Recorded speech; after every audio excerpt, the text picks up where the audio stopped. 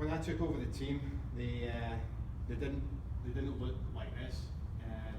They weren't the sort of unit that I wanted them to be. They weren't all in the right sort of shape. So first thing I did was I gathered them together and spoke to them and wanted to find out their hopes, their dreams, their goals, and then created a philosophy. From that philosophy, and we'll dive into this, we got targets, but from this philosophy it also drove what my on-field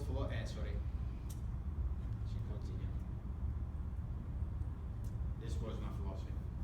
Have a squad of confident individuals who make educated choices on and off the field to maximise the enhancement and maintenance of a winning locker room. Okay, so that was the philosophy.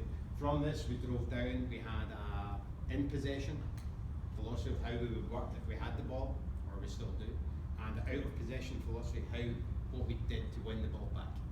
Alright, and that drives everything that we do. It drives how we speak off the field, it drives the analysis that we look at, it drives how our medical team work with the players, and obviously when we work with our strength and conditioning coaches, he understands the sort of style that I want to play on and off the ball, and he provides programs with that. And obviously, finally, with the goalkeeping coach and assistant coaches, they also have an understanding when they're working with me, designing sessions where my head is. All right, but ultimately, being a national team, it's about winning. Key for me is always staff, and you'll recognise maybe some faces there. Andy Thompson, I worked with him in Scotland before he came to the States. He's with the Scottish Institute of Sport. It's Tony Annan, he was my assistant coach for a year, now at Atlanta United. This gentleman is now my strength and conditioning coach. He's with trained at Exos, Athletes Performance.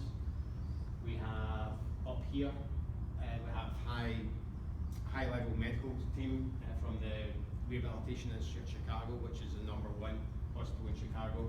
And then I have my goalkeeping coach, who's Croatian, who's the angriest man I know, and he keeps, anytime I'm happy and I'm buoyant, he brings it right the way down. So he's really important for me to have on the bench. But what I do is I try to find the best possible staff that I can at that moment of what I need, and I change. I've always done this. When staff come in, I'm honest and upfront about them, about the duration that they'll be with me, and I try to find the best staff for the style of player that I have at that moment. You know, if it's players that need hit, I have staff that do that. If it's players that need a little bit more support, I bring in staff culture that kind of deals with that.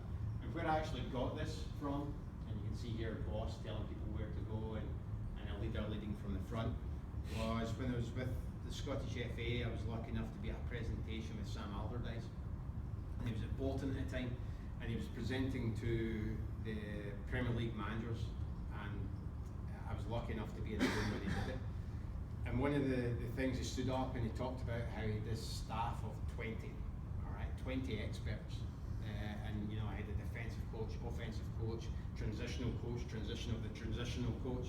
You know, he had everything, right? You name it, he had it. And one question came from, at that time he was the head coach of St Mirren in the Premier League. He said, "Did you not have a problem that your staff knew more than you?" And he kind of laughed, and he said, no, my job is for the team to win, and my job is to manage the staff to allow us to do that. And that's certainly what I do. I find the best staff possible to work with me, with my philosophy, to then put the winning team on the field, and that's something that I've always stuck with.